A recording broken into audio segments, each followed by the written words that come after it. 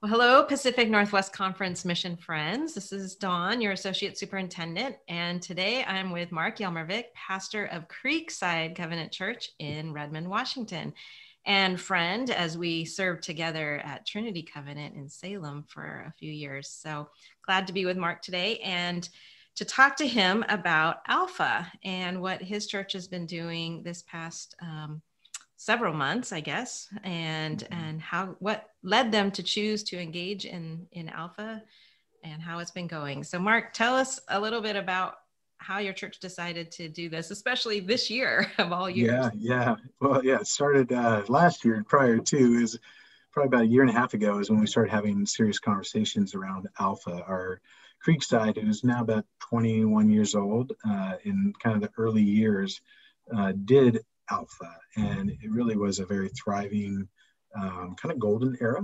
of those early days. What I mean is that's when people point back to say, hey, that's when we saw people come into faith. And so that was part of the conversation. We also had just the previous year or two had gone through the Vitality Congregational Pathway, which had just put us into the mindset of like, hey, God, what are you calling us to do? What are we supposed to be about? And so that was really an impetus from a lot of congregational conversations that led us towards Alpha. And it started with just kind of looking at, well, what are we doing? Where's that space for someone to really explore faith? And so we started to talk about it, developed a team to kind of really just be praying over this and thinking through this. And we ultimately decided that, Alpha, well, let's go for it. And we had planned to do it in person. I don't even know when. I think it was probably 2 years, a year and a half ago. I don't know when we were aiming for it. And it just kind of got pushed back, and then the pandemic started. So then we just ultimately landed and committed to doing it this fall, and we launched it. And Alpha last spring had developed all of a sudden an online option. They had never done it before.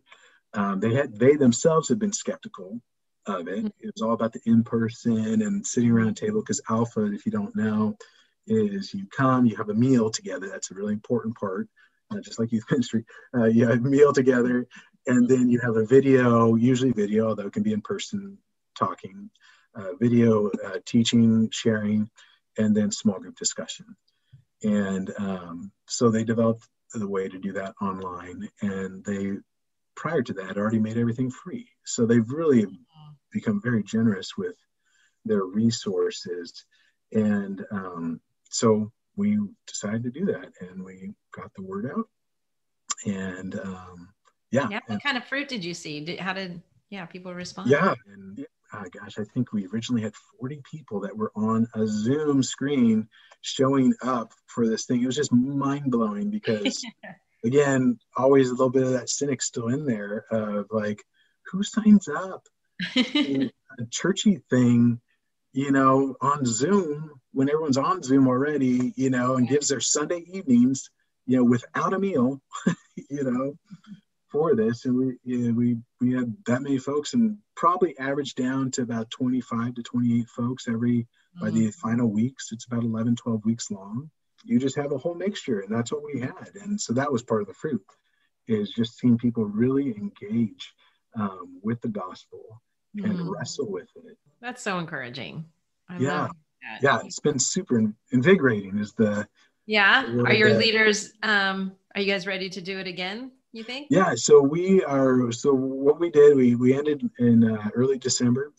And we are definitely hoping to do it in 2021, hopefully latter part of this first half of the year. So spring time. Part of it's logistics of figuring out, where you fit 11, 12 weeks into something. Yeah. But what we are doing right now, and this is part of the fruit too, is this last Sunday evening, Courtney, my wife, and I, we just started a different online group that is a specific follow-up. We have 5 people that are from Alpha that are carrying over into a study of the Gospel of Mark, because Alpha is big picture, and it's really well done. So if you did Alpha even 5-10 years ago, it's a totally different curriculum. So it's just really well done videos, and it gives great overview, about a lot of different theological topics. But we found that, for instance, one friend took on the challenge and said on the Bible day, said, "Hey, why don't you read the Gospel of Mark?" And he started to read it, and he said, "I would love to learn more about this." And so I was like, "That's what we're doing. We're starting a Gospel of Mark study for the next 10 weeks that awesome. We'll walk into." That is good news. So encouraging. So I know we're trying to keep this short and we will end here, but I assume you would be fine with pastors or churches connecting with you if they had further questions. Absolutely. Yeah, absolutely. That would be awesome. Because I know there's even more to the story about with reaching out to youth and whatnot. Mm-hmm. Yeah, we've been doing Youth Alpha simultaneously. Yeah. So much more for a part 2, maybe. Teasers. Little teasers. Teaser. There you go. Thank you so much, Mark. I appreciate it. And feel free to reach out to him, Pastor Mark at Creekside, if you want to learn more.